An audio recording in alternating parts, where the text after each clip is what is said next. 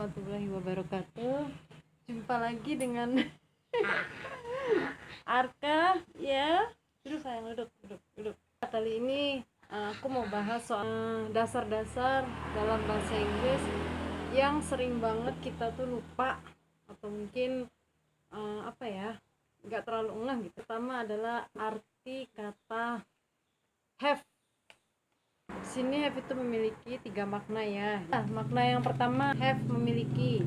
Dia bermakna memiliki bila dia diikuti oleh kata benda atau noun. Misalnya, I have a book, misalnya seperti itu. I have 3 cats, misalnya kayak gitu. Lalu dari kata have ini ada juga nanti turunannya, nanti akan kita bahas selanjutnya. Jadi have di sini juga mempunyai arti lain, yaitu artinya adalah harus. Nah, jadi maksudnya di sini harus jika setelah have ada tulisan ada kata to, lalu diikuti kata verb one biasanya. Misalnya I have to work, misalnya seperti itu ya. Atau I have to school, misalnya seperti itu. School di sini maksudnya tuh pergi ke sekolah ya, bukan maksudnya kata benda bangunan sekolah, bukan. Jadi I have go, sebenarnya kalau dijabarkan kan jadi I have to go to school. Cuman kalau misalnya kebanyakan yang sering aku dengar dia ngomongnya langsung aja I have to school, I have to work. Kalau work tuh otomatis biasanya kerjanya di kantor, jadi dia langsung aja bilangnya ke kantor, cuman kan dia bilangnya kerja. Kalau sekolah kayak gitu juga, I have to school, enggak I have to study. Jadi semacam itu. Arti kata have yang ketiga itu adalah sudah nih berarti dia biasanya dipakai untuk kata tanya, untuk menanyakan apakah sudah atau belum. Misalnya, have you eat your dinner, atau have you eat your breakfast. Dan juga bisa menanyakan pernah, apa kamu pernah ke sana. Nah, di situ biasa bentuknya seperti ini. Have you been to Indonesia? Enggak, have you been to Singapore? Misalnya seperti itu ya. Oke, di sini ada juga, tadi kan aku bilang kan kalau have itu banyak turunannya. Sebenarnya bukan turunan sih, itu tergantung dari subjeknya. Di sini ada 7 subjek dalam bahasa Inggris ya. Yang pertama adalah I, you, they, we. Lalu di sini ada he, she, dan it. Aku gampang aja ingetnya. Ayu Dewi. Apakah Ayu Dewi yang ini? Bukan ya. Jadi aku ingetnya itu aja terus. Kalau seandainya dia menggunakan subjek yang ini tadi, Ayu Dewi tadi, dia menggunakan kata have.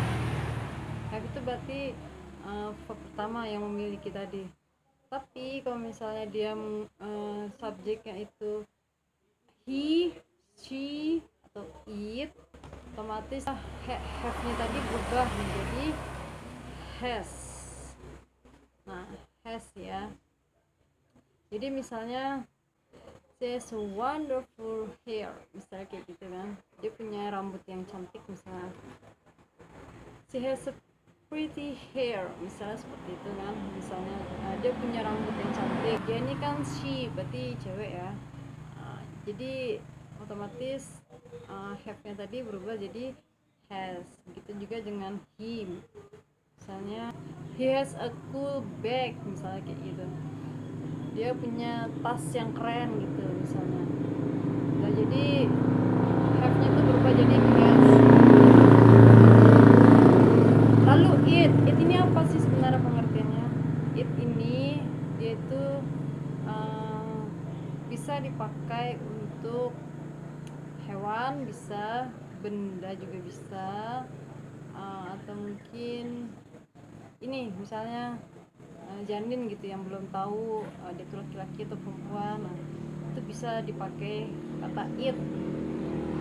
Misalnya kalau kucing ya, misalnya This cat has a smooth feather, misalnya kayak gitu. Kucing ini punya bulu yang sangat halus. Kalau kita ngomong ada kucingan di situ, bilang aja it has a smooth feathers, misalnya kayak gitu. Lalu ada juga kata head. Head. Nah, head ini dia sama persis pengertiannya dengan have dan had, artinya memiliki. Hanya saja dia dipakai oleh pas atau masa lalu. Dan penggunaan head ini biasa netral ya, dari yang Ayu Dewi tadi sama it, he, she sama it, dia kayak gitu juga, kayak head juga nggak berubah jadi has. Oke, lalu ada juga yang namanya do dan does. Dalam simple present tense ya, yang subjek Ayu Dewi tadi dalam keadaan normal diikuti verb 1. Nah, dia tetap menggunakan kata do, tapi kebanyakan do ini kalau berbentuk positif otomatis ya, jadi dia nggak terlalu digunakan. Misalnya oke, I know, dia sebenarnya I do know. Kalau misalnya nggak tahu negatif jadi I don't know misalnya. Cuman karena positif kebanyakan do ini kebanyakan tidak digunakan. Kalau yang di he, she sama it itu dia menggunakan namanya kata does. Nah, ini berbeda ya. Misalnya kalau misalnya dalam penggunaan positif juga jarang sih dipakai kecuali dalam kalimat tanya. Tapi dalam penggunaan negatif ini yang penting kita ketahui. Dan kebanyakan orang itu nggak ngeh gitu loh, karena kita bukan native juga ya kan. Jadi mungkin kita nggak terlalu tahu. Tapi kalau bule asli mereka udah hafal banget. Misalnya dia bilang oke, he knows, kayak gitu, he knows. Jadi kalau misalnya dia bilang tanpa do atau tanpa das maksudnya, berarti he plus verb 1 plus s, misalnya he knows atau she knows, misalnya kayak gitu. Jadi setelah verb pertama tuh dikasih huruf s di belakangnya. Tapi kalau misalnya dia negatif, nah disinilah baru tahuan gitu ya, yang native sama yang bukan. Orang di biasa bahasa Inggris dia pasti bilangnya oh, doesn't know, kayak gitu, atau oh, she doesn't know, kayak gitu. Jadi maksudnya di sini adalah he ditambah does ditambah lagi not ditambah lagi verb 1 tanpa s. Kalau misalnya udah pakai does, dia nggak pakai s lagi verbnya, jadi he doesn't know, saya seperti itu, she doesn't know, soalnya kayak gitu. Nah, jadi kira-kira seperti itulah. Jadi apa aja kan kita kan bisa lah ya mengaplikasikan. Ini kan aku cuma ngasih contoh aja. Kalau kalian mau aplikasikan pakai verb lain itu lebih bagus. Pastilah kan udah pada punya wawasan ya nggak sih, verb itu kan banyak banget ya nggak. Jadi kita tinggal cocokin aja, yang jelas rumusnya seperti itu gitu loh. Lalu dalam kata tanya juga seperti itu. Misalnya does he know, jadi apa dia tahu. Jadi kita tanya dasnya itu kita pindahin ke depan. Das subject he, lalu know verb tanpa s. Oke, tanpa s. Jadi kalau misalnya yang Ayu Dewi ini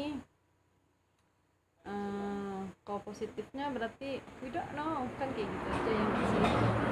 We tambah do ditambah not tambah verb 1 tambah tanpa huruf s. Jadi do tambah not itu disingkat jadi don't. Jadi kira-kira seperti itu. Dan dalam kalimat katanya pun udah do you know, kayak gitu aja. Jadi cuman do subjek sama verb 1 tanpa embel-embel apapun. Dulu di sini juga ada yang namanya this, lalu ada namanya that. Jadi ini udah pada tahu lah artinya, semuanya udah pada tahu. Dari anak SD mungkin udah banyak tahu lah. Tapi bagaimana dengan this dan those? Itu kira-kira apa kalian tahu arti mereka ini apa? Jadi di sini artinya ini ya, ini. That artinya tuh. Itu misalnya ini this snack, that snack. Misalnya seperti itu. Tapi masalahnya di sini snacknya ada banyak, nggak cuma satu biji, nggak cuma satu bungkus doang, tapi ada berapa nih, pokoknya banyak lah pokoknya. Terus apakah dia masih sama menggunakan that? Bukan ya. Jadi kalau misalnya dia tuh banyak objek-objeknya setelah kata itu, dia menggunakan kata juice. Nah, jadi juice itu sama kayak that, cuman jamak, dalam bentuk jamaknya. Nah, lalu kata nounnya itu, yang kata bendanya ini, yang snacknya ini ditambahin huruf s, jadinya snacks. Do snacks, oke. Nah, begitupun juga begini. This snack.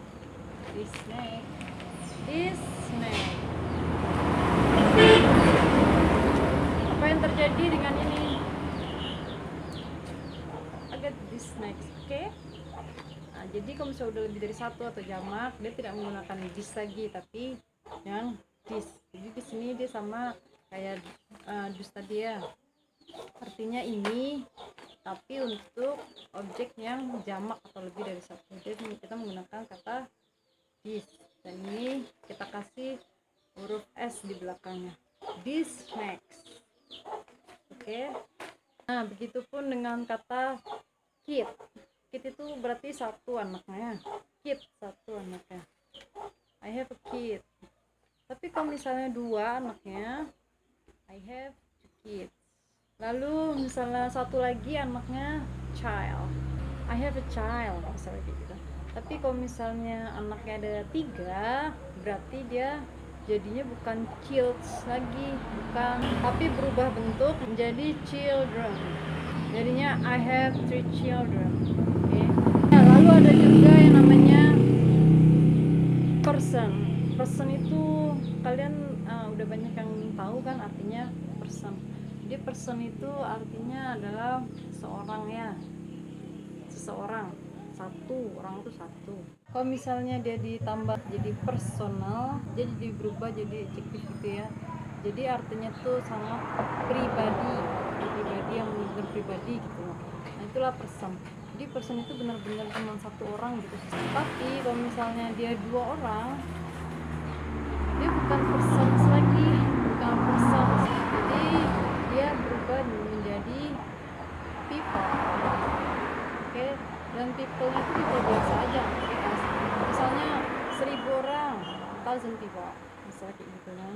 Jadi 1 person 5 people, dan nggak pakai s. Oke, kira-kira segitu aja ya. Apa ya, itu cuman dasar-dasar yang aku tahu aja. Kalau misalnya kalian pikir aku tahu dari mana, ya karena aku belajarnya otodidak ya, maksudnya belajar sendiri gitu kan. Aku cari dari recording gitu misalnya kan, dari rekaman, pernah juga dulu aku beli kamus gitu, ada CD-nya, jadi kita bisa dengerin di situ.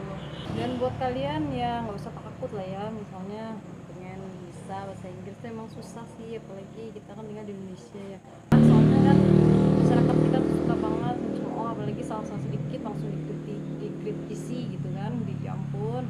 Padahal yang ngomong juga belum tentu bisa gitu. Cuman ya itu tergantung improv kita aja. Maksudnya aku juga sama sekali jauh dari kata sempurna, jauh banget lagi listeningnya gitu kan. Tapi ya udahlah, nggak apa-apa, satu ilmu aja yang aku tahu. Semoga terus aku share kayak gini kan, semoga aja bisa jadi ladang pahala buat aku nantinya kan, amin. Yaudah guys, sampai sini aja dulu ya. Kalau misalnya kalian suka video ini, tolong di like, jangan lupa subscribe, klik tombol lonceng kalian. Oke, saya lupa pamit dulu. Assalamualaikum.